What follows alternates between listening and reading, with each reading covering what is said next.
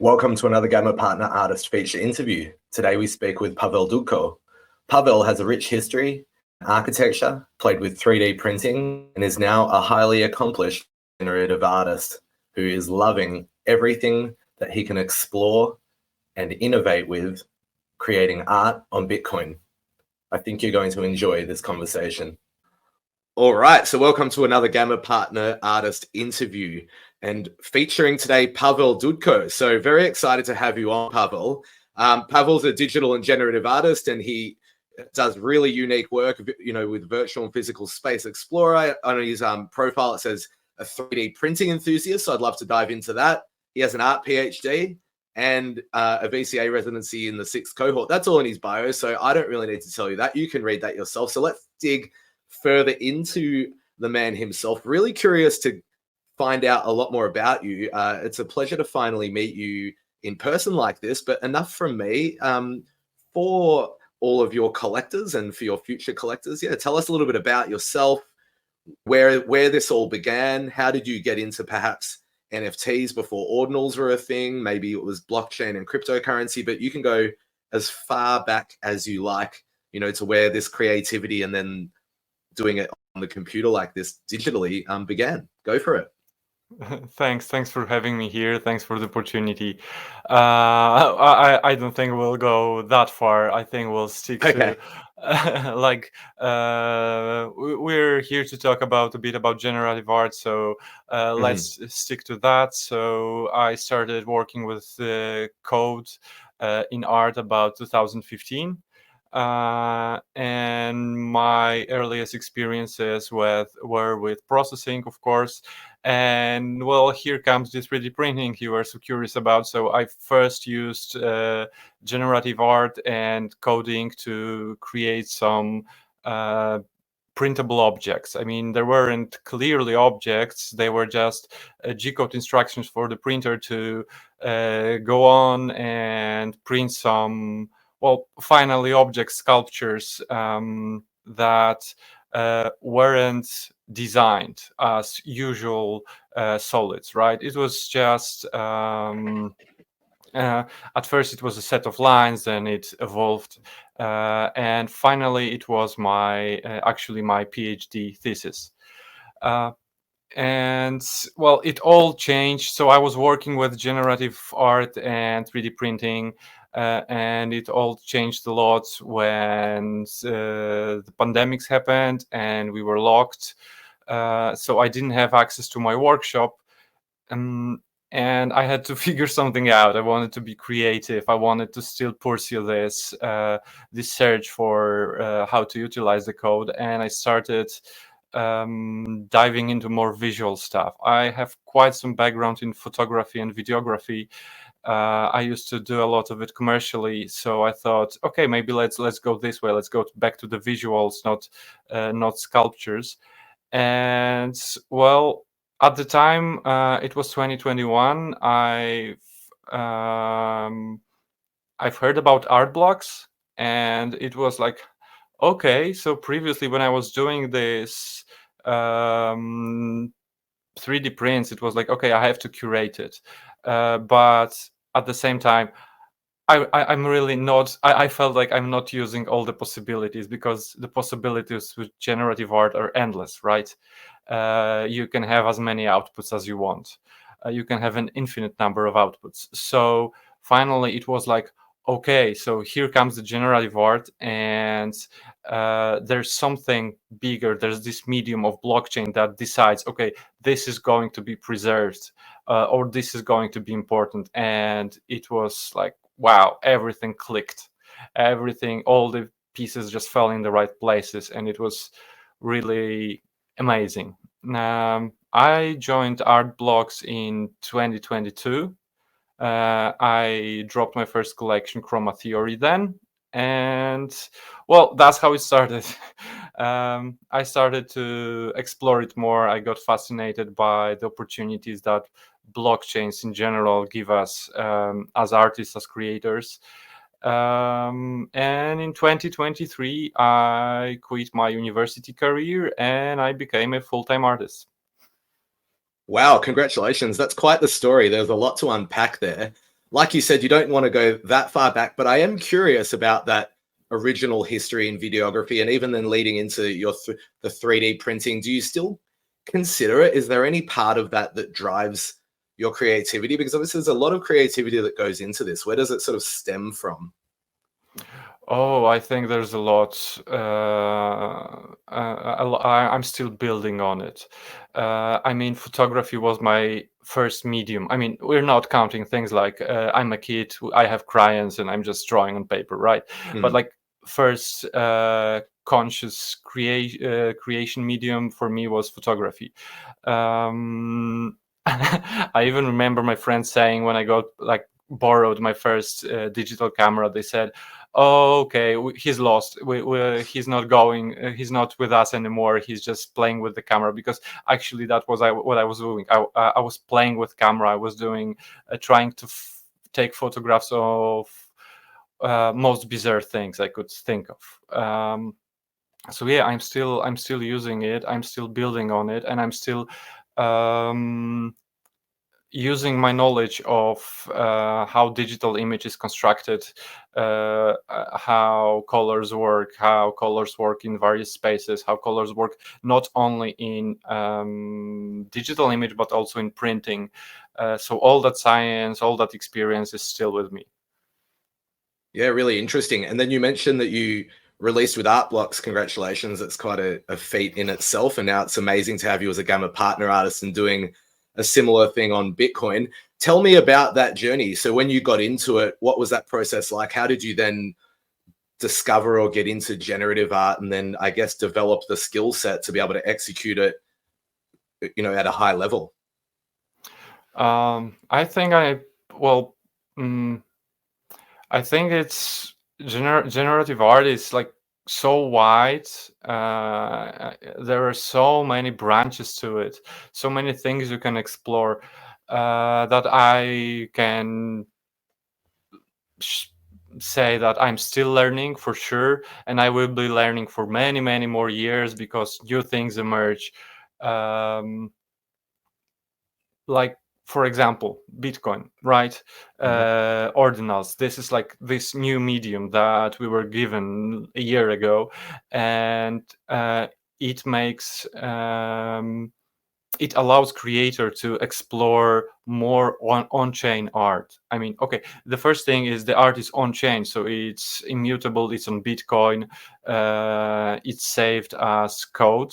But it was probably the first time when I was releasing my first collections on Bitcoin that I had to really learn like different technical aspects of coding to make the code as small as possible, to save blockchain space and well save on fees too, right?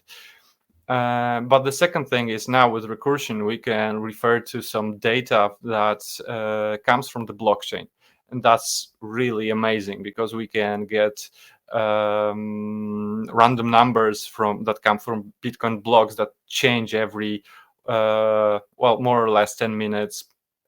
We can get the time that last block happened, and so on and so on. It's really magnificent and very simple tool that allows creators to use it in their ideas.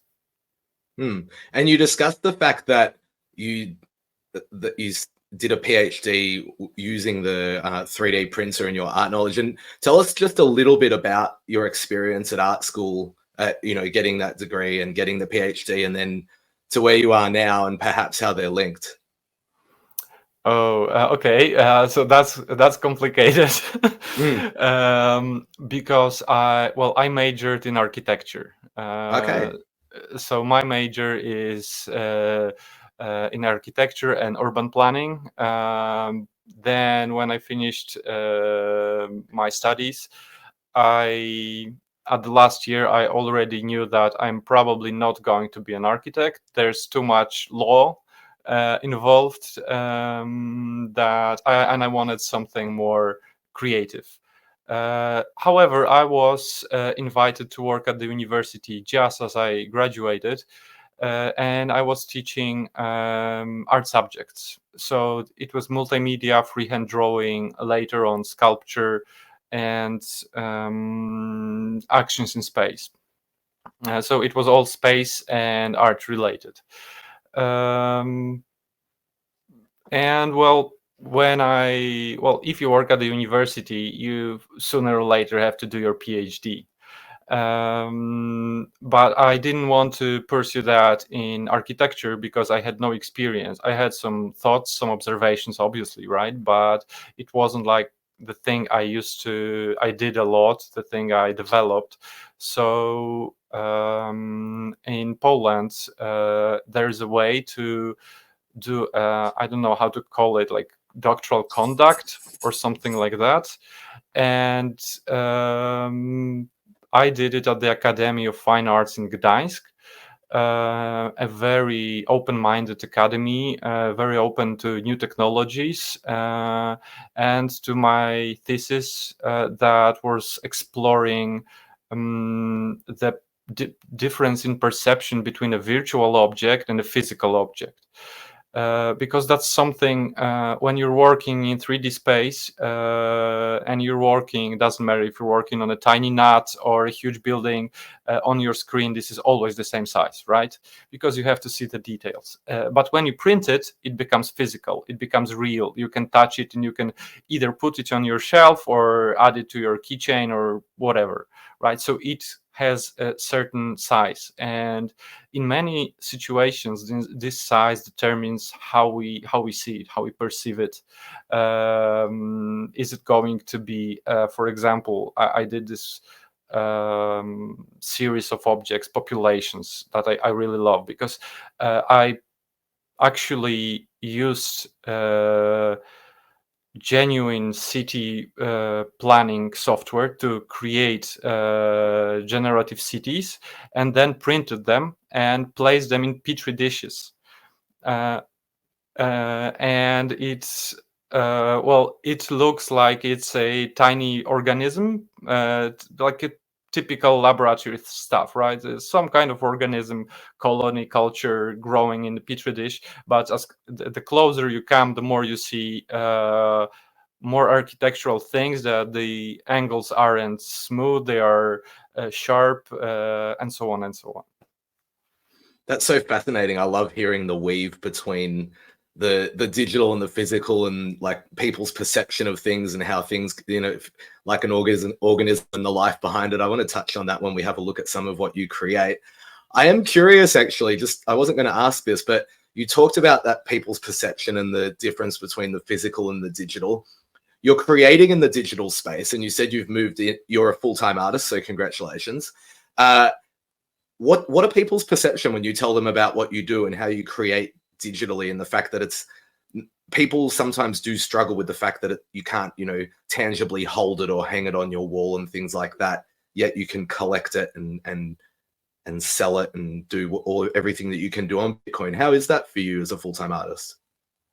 Well, I meet a lot of new people recently, and it's always they ask me, so what do you do? So I say, I'm an artist. What kind of art do you do? Digital. Oh, digital, but like painting, or what actually is digital art, like 3D?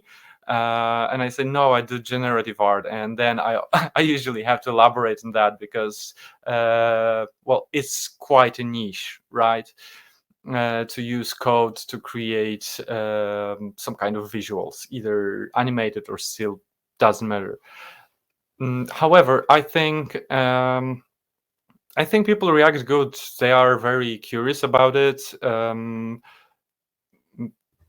It's not like a big thing to differentiate printed art from animated or completely digital art. It's like, it just looks different. I mean, it's the display is different, right? But the art is art. It's still art. Definitely. And then speaking of, let's pull up your prints that you're creating as a Gamma Partner artist. And I don't want to put words in your mouth at all, but there is a life to them. It's really interesting. So this is your Mycelioid collection, and so we're 4 prints in. Okay, thanks. So yeah, I'm really glad that we talked about populations and 3D printing because it somehow bonds together. So when I was invited to Gamma Partner Program, I came up with this idea, this first print Mycelioid, and it is a system of particles that are grouped, they behave, they in certain ways they interact with each other, and they create this structure that somehow reminded me of mycelium. So that's how this all started. But then I thought that this algorithm gives so much more possibilities to develop it, to find some new solutions. So I just made the decision that I will work on it on monthly basis, and develop it with new features, new ideas, because when I was working on any project, I realized I benefit the most when I just take a break. And the longer break, actually, the better, because then I come with fresh look. I see new things, I see new opportunities, new ideas, new development paths, branching, etc., etc. So this is a bit of personal experiment, a bit of creative experiment.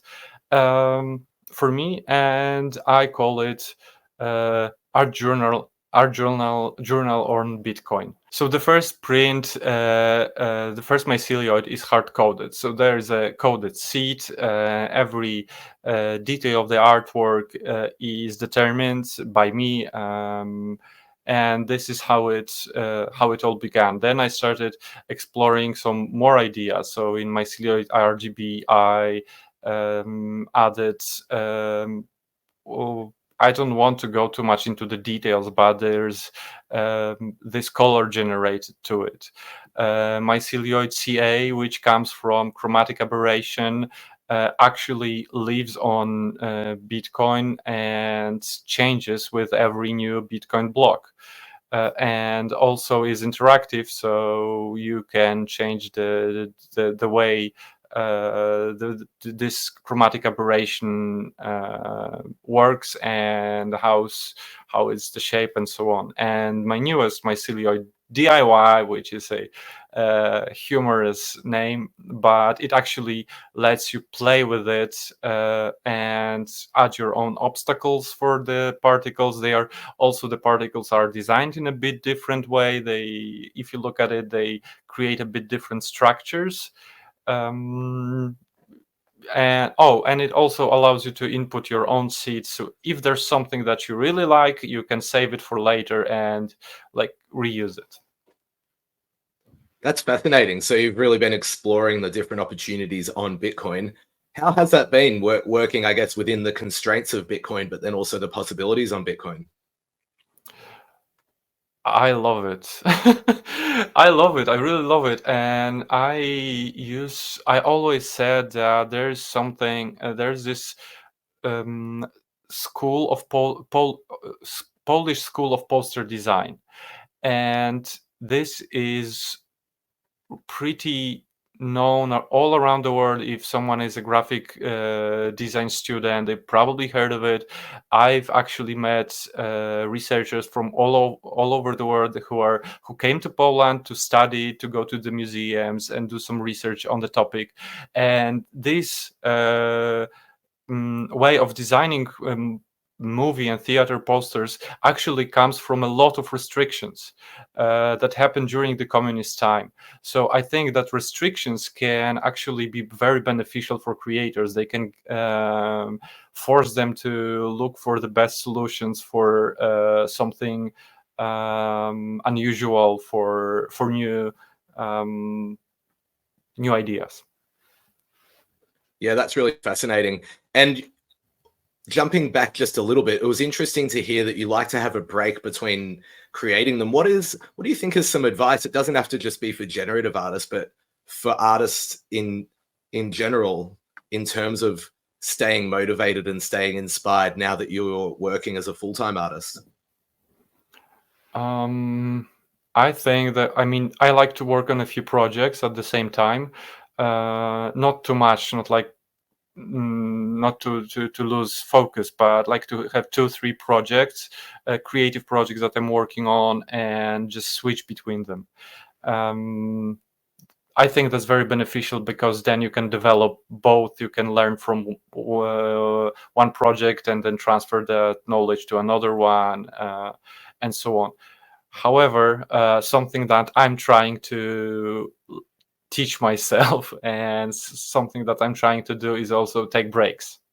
And I mean like really breaks. Just turn off your social media, go away, even for a weekend or something. Just unplug and do something else. And it's not like just unplug and do nothing, and do something else, get fascinated by something else. I don't know, meeting your friends, sightseeing, hiking, just find some other passion that will erase the all the feelings about art for some time. I think it's very sound advice. I think that Web3 and the digital space can be very addictive at times, so it is an important thing to do, to switch off, for sure. And how has it been? Obviously, maybe perhaps you're used to it now, but having people adore what you do and want to buy what you do, how's the really positive reception for your work felt? It must be a unique feeling. It's amazing feeling. I always had, I mean, not always, but I had quite some experience with exhibiting at institutional galleries or museums, because, and well, that's actually all I knew from the art world in Poland as I experienced it. However, could I never imagined that I could sell my art and make a living off of it. So that's really great feeling. And I had many supporters, many people who helped me, who shared their advice, who supported me by collecting their artworks. And I think like the very special moment for me when I actually quit this university stable career, and I decided to move out from Poland to another country. And I was actually living in a guest house during the winter, and I was coding on like a plastic garden table, and I released my race, my first collection on Bitcoin then, and people started minting it, and people started buying it, collecting, and I was like, wow, I was so amazed, because it was like, okay, this is going to work. It has to work now. Like a huge confirmation. Oh, that's lovely. And how have you felt the fact that you obviously are a very talented creator, but there's the aspect of social media and needing to tweet and perhaps connect with collectors and the stuff around what you need to do beyond creating? How's that been for you in that learning journey? I treat it as as something that I have to learn, because I was never a fan of social media.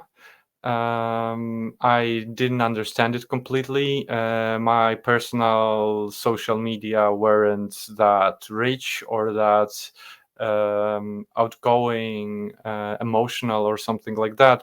But I think I'm doing better. There's still a lot of place for improvement. Um, but yeah, this is like another skill to learn. Definitely. And then you mentioned before about how your artwork can be moving or living or still. Let's have a look at your Phantasmagoria collection.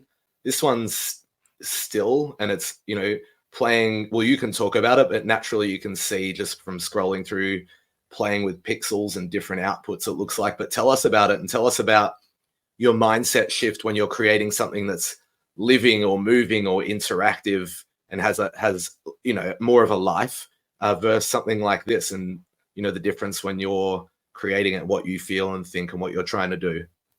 Um, Okay, cool. So Phantasmagoria actually is also an animated moving piece. All right.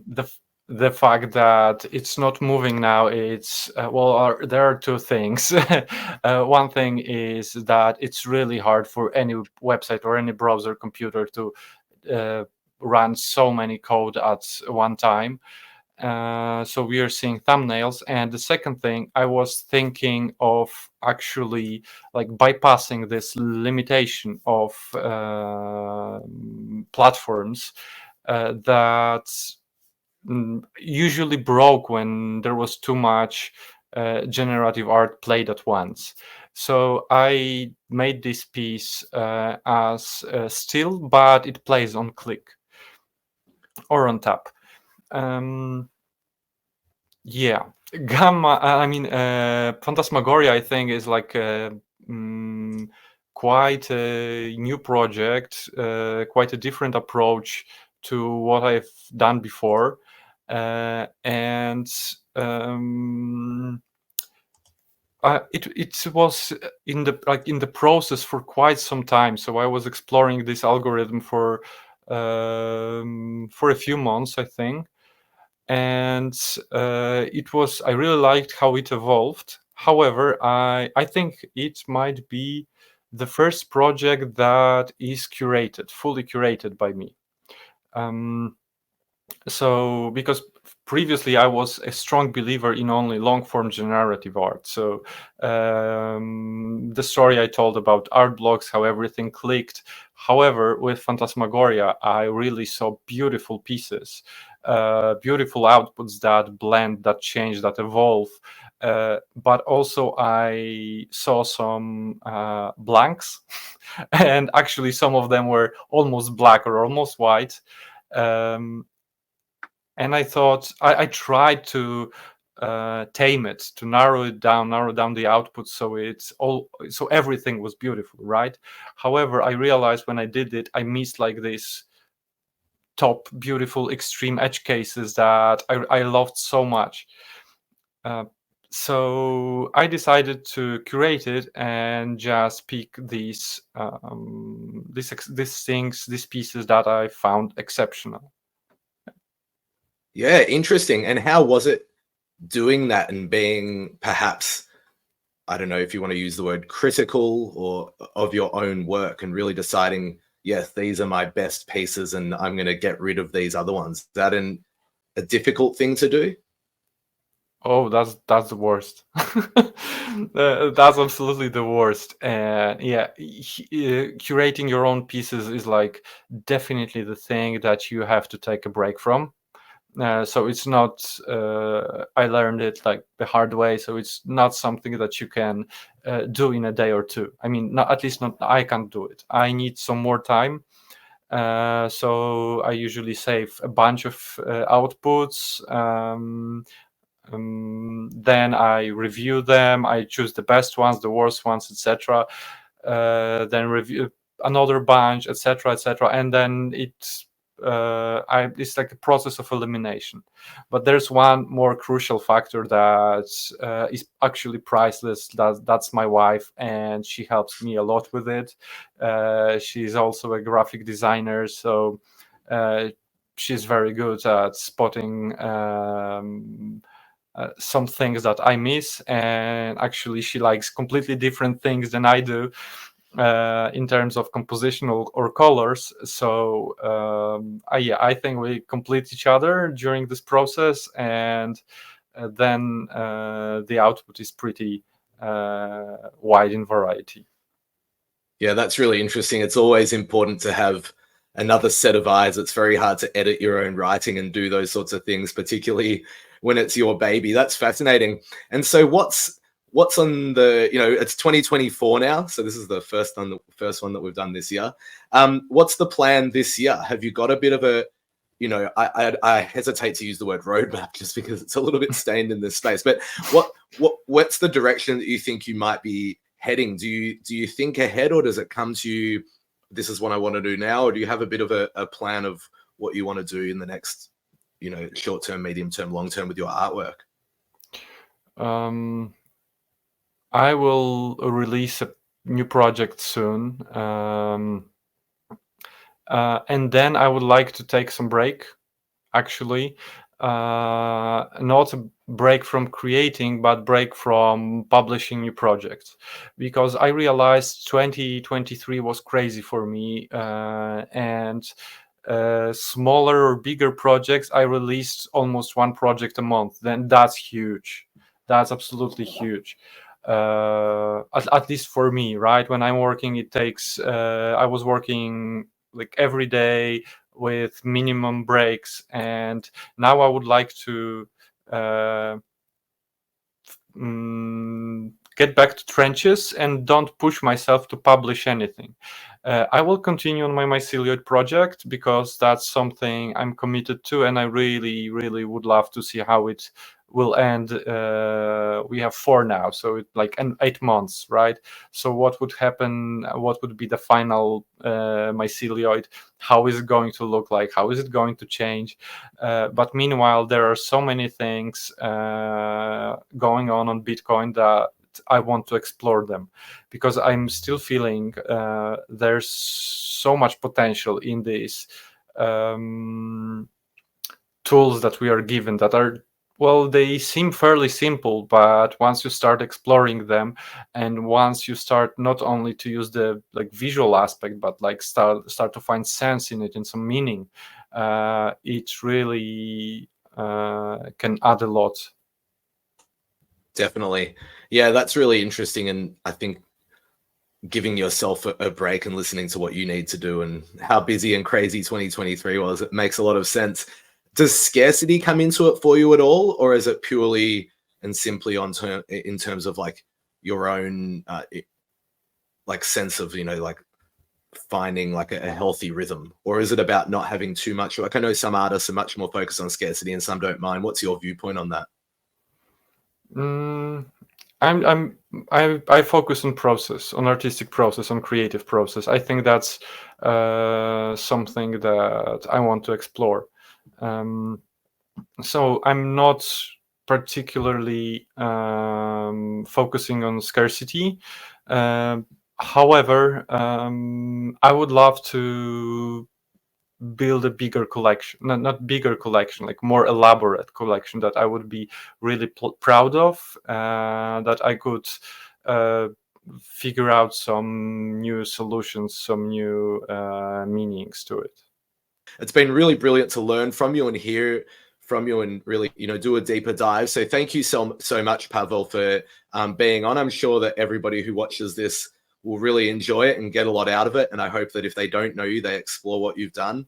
And it's a real pleasure to have you as a Gamma Partner artist. And we obviously just wish you the best success on Gamma, with anything that you release. Thank you very much. It was a pleasure. Thank you.